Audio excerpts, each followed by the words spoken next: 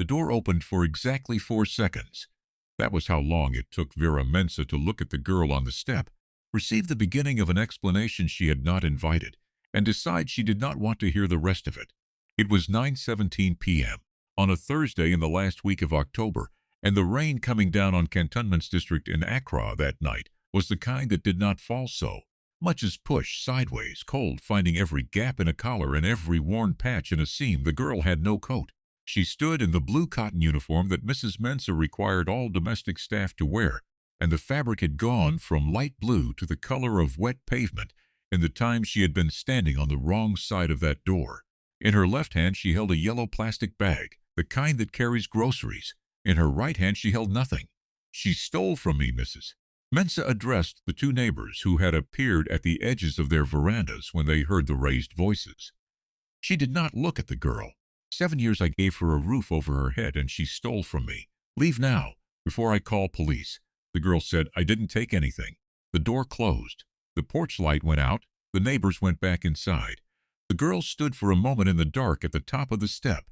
Then she walked to the end of the compound wall, placed the yellow plastic bag carefully on the wet ground, and opened it. She reached in and took out a small notebook with a red spiral cover, damp at the edges, the paper just beginning to soften. She pressed it once to her chest. She put it back.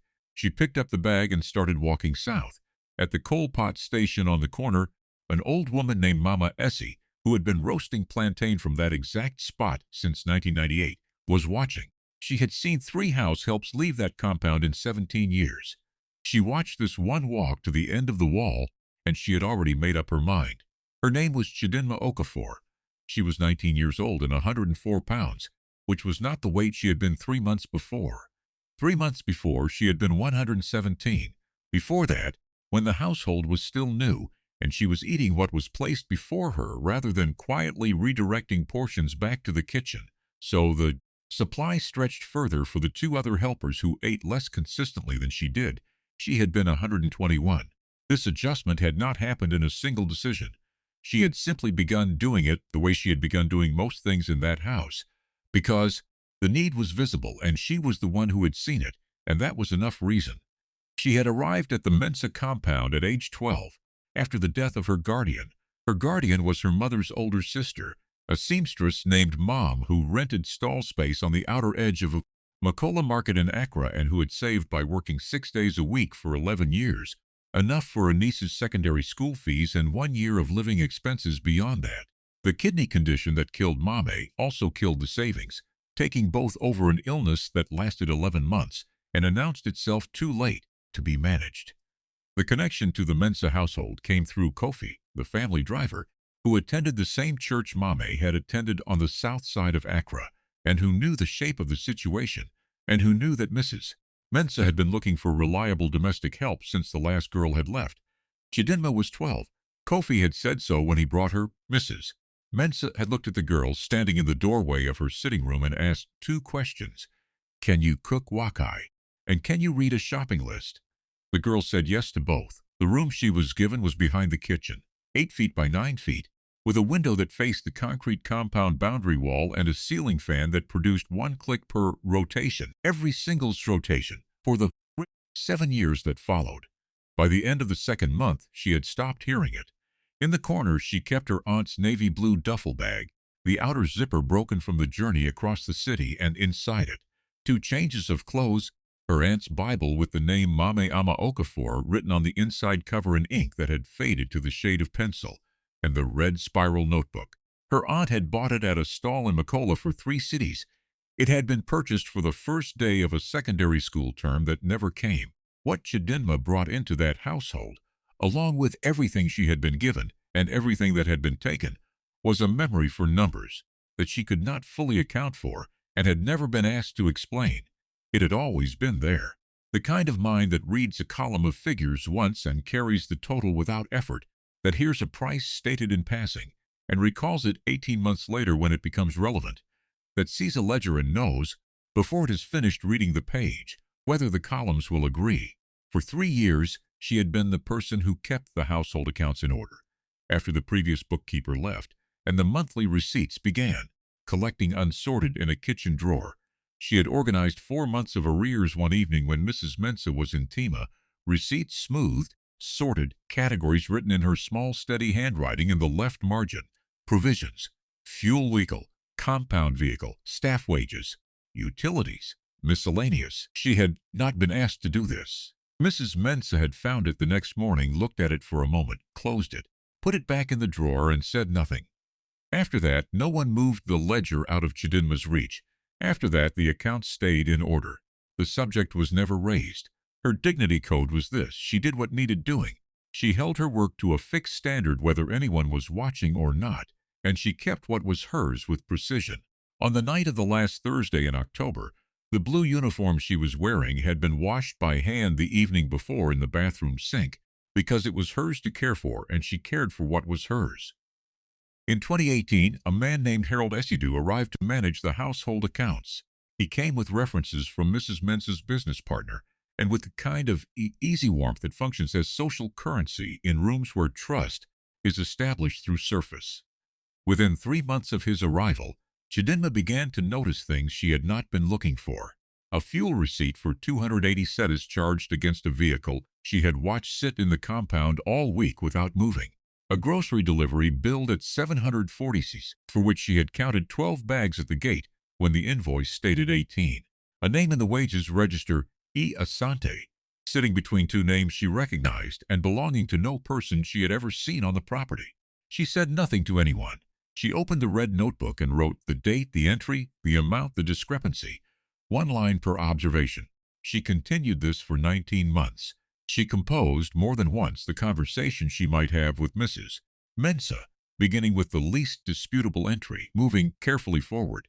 She also composed the other version of that conversation, the one where Mrs. Mensah looked first at the girl presenting the information and decided, before hearing a word, what kind of evidence a girl in a blue cotton uniform was capable of producing. She kept writing in the notebook. She kept waiting for the moment to clarify. The clarification that came was not the one she had been preparing for. On a Wednesday afternoon in October, Mrs. Mensah's eldest daughter, Abena, knocked once on the door of the room behind the kitchen and walked in. That was always how she walked in, and came out holding a pair of 22-karat gold earrings and a chain with a broken clasp. The earrings had been purchased in East Legon 2 years before. The clasp had been broken since March. Abena set both items on the dinner table that evening, as though presenting a conclusion she had already reached, and Mrs. Mensah looked at the jewelry and then looked at Chidinma, and Chidinma said, "I didn't put those there." No one at the table asked where they had come from. The security guard at the gatehouse, a young man named Patrick, whose contract renewal was scheduled for November, had been at the window when the argument started and had seen what was carried out of that room. He told Mrs. Mensah later that evening that he had heard nothing unusual that afternoon. Patrick had a renewal to protect. In a household of 6 people, a person's word carries the weight of the position they occupy. Chidinma occupied a room 8 feet by 9 feet with a window facing a concrete wall, and she did not own the chair she sat in. She was given 30 minutes. She took the uniform because it was the only clean item. She took the 2 blouses and 1 pair of trousers she had bought from a stall on Osu Oxford Street over 2 separate months for 45 setas combined. She took the Bible. She took the red notebook. She left the household ledger in the kitchen drawer because it was not hers to take, though she carried what it contained inside the part of her mind that lost nothing. Mama Essie was still at her coal pot when Chidinma passed at 9:34 p. The old woman called out one word, "Come." Chidinma stopped. She turned around. Mama Essie pressed a black plastic bag of roasted plantain into her hand, warm from the coals, smelling of wood smoke, and something sweet just catching at the edges of brown. Then she looked at her and said, "You know what she doesn't." Chidinma waited. "The numbers." Mama Essie nodded once. The nod of a person who has already decided a thing will be all right and is simply waiting for the rest of the world to reach the same conclusion. Then she turned back to the fire. If this story is already sitting somewhere behind your ribs, subscribe now, because what comes next changes everything you think you know about this girl. Chidinma walked 2.5 kilometers south, through the rain to the apartment building off Kwame Nkrumah Circle, where her mother's cousin Afia rented a single room on the 3rd floor. Afia worked Monday through Thursday on overnight shift at a printing facility. She was not home. A neighbor who knew Afia brought a chair to the covered step outside the building entrance. Then the neighbor went back inside. She sat on that step until after 11 p.m. The rain thinned until it was mist more than rain. She opened the yellow plastic bag and counted the money 3 times. 187 setas and 40 pesos. She ate the plantain slowly, without rushing. It was the only warm thing she had, and she did not know when the next meal would come. She set the red notebook on her lap and looked at it. She did not open it. She already knew every line it contained. At 4:52 a.m., Afia came home and found her asleep on the step with the yellow bag under her head. She went inside and returned with a blanket. She did not wake her. In the morning she made ginger tea with condensed milk, too sweet for anyone who had not grown up with it, exactly right for the inside of a difficult morning, and sat with her on the step and asked one question: "What can you do?" Chidinma said, "Numbers. I can remember them." Afia knew someone at the credit union on the Tema motorway who had been looking for a records clerk. Not much pay. Chidinma said she would take it. She arrived on the first morning at 7:43 a.m., 32 minutes before the department opened, the earliest she could present herself within professional reason, still the first person in the building. The department head was named Mr. Asante, 58 years old, 31 years in records work, a man who spoke to the wall above a person's head while he was assessing them and to their face once he had decided. He told her that errors were corrected before the end of the business day, or the person who made them corrected them on their own time. He said this to the wall above her head. She understood from this that he had trained people before, and that most of them had eventually disappointed him.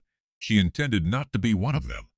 By the end of the first week, she had found a structural misclassification in the arrears filing system that had been running for 14 months and was generating monthly discrepancy reports that cost Mr. Asante approximately 3 hours of reconciliation work each week. She wrote the error out clearly on half a sheet of paper and left it on his desk without comment. The following Monday, he came to her workstation and said to the wall, "The reclassification is approved. Implemented Thursday." That was the totality of the acknowledgement. She implemented it Thursday and did not mention it again. She paid 210 setas for the first accounting certification module, the second installment coming from the third month's salary after she had covered food in the 180 setas room she rented north of the Circle. She passed with 88 out of 100, the second module 91, the third 94.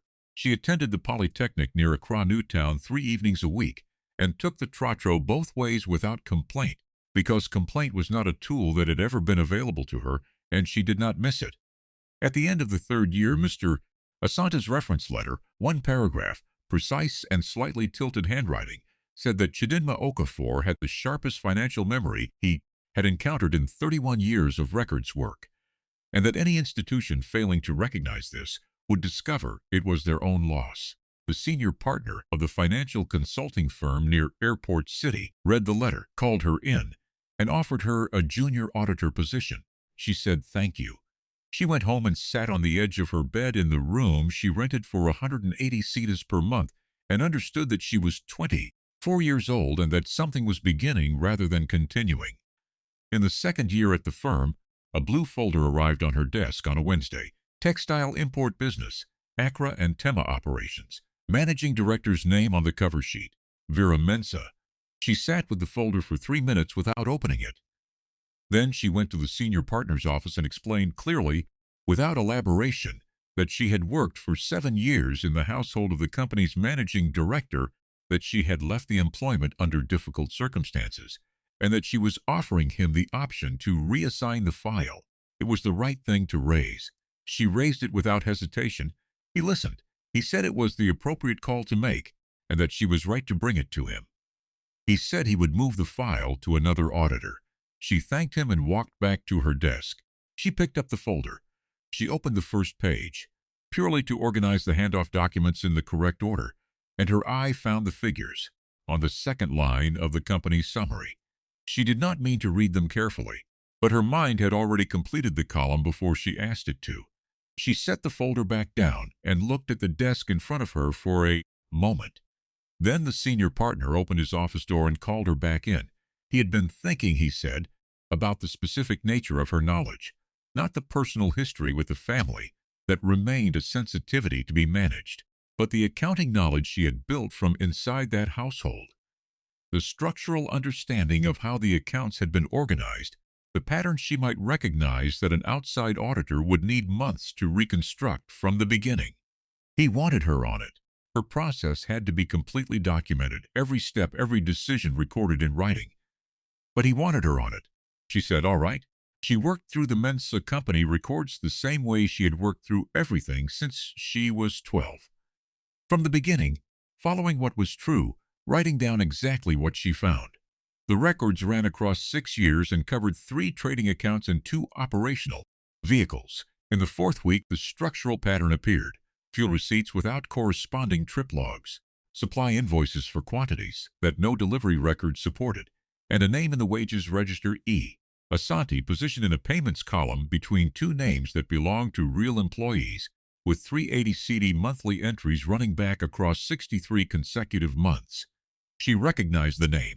She had written it in the red notebook on a Tuesday evening in February of 2019 with the note, Wages, column E. Asante.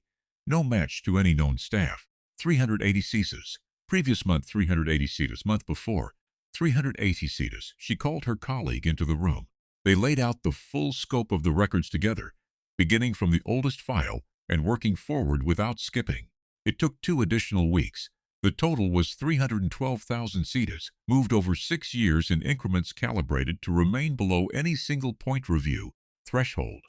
The documentation also established something she had not set out to find. Harold Asadu had managed the Mensa household accounts from 2018 onward. He had been issued a master key to the internal quarters of the compound, including the staff accommodation, in his first month of employment by Mrs. Mensa herself. The security log recorded him entering the internal building on 14 separate occasions over the 22 months before October 2019. 13 of those entries occurred on days when Mrs. Mensa was not on the property. The audit report ran 47 pages. The appendix ran 6 pages. At the back of the appendix, she included photocopies of 4 pages from the red spiral notebook, January 2018 through October 2019, date, entry, discrepancy, written in the small, even handwriting that had also written provisions and fuel and utilities in the left margin of a household ledger 7 years before. She attached a note, originals available on request. The consequences came the way they always come in financial matters, officially without hurry in writing. Harold Asadu was arrested on a Friday. A case was filed with the Financial Crimes Authority. Recovery proceedings began. A significant portion of the 312,000 CETAs was identified and secured. On a Tuesday morning, 7 years after a porch light went out in the last week of October, Vera Mensa sat in the consulting firm's meeting room. The room was on the 4th floor. It had a glass wall that faced Airport Road, and the morning traffic moved below in the quiet way that traffic seems quiet from 4 floors up. The auditor who came in and placed the case file on the table was dressed the way she dressed every working day. Professional, precise, nothing announced, nothing withheld. She set each document on the table in the order it was numbered. She walked through the evidence without raising her voice or dropping it. When she reached the appendix with the photocopied notebook pages, she placed them in front of Mrs. Mensa and waited. Mrs. Mensa looked at the handwriting. She had seen this handwriting before. In the left margin of a household ledger she had once picked up, looked at, and put back in a drawer without comment. She looked at the dates on the notebook pages. Her hands were flat on the table. A long silence passed through the room. She said, "You knew." Chidinma said yes. In 2019, Mrs. Mensa's voice had gone quiet, not soft, but stripped of something. "You already knew. I had documented the discrepancies, yes." Mrs. Mensa looked at her own hands, and she stopped. She did not finish the sentence for a long time. When she did, the words came out the way things come out of a person who has been holding something in a part of themselves not designed for long storage. "I turned the porch light off." The air conditioning unit in the corner of the room ran its steady note. Outside the glass wall, Accra moved the way it always moved. Traffic on Airport Road, a vendor calling below, a city that does not stop for the things that happen inside rooms.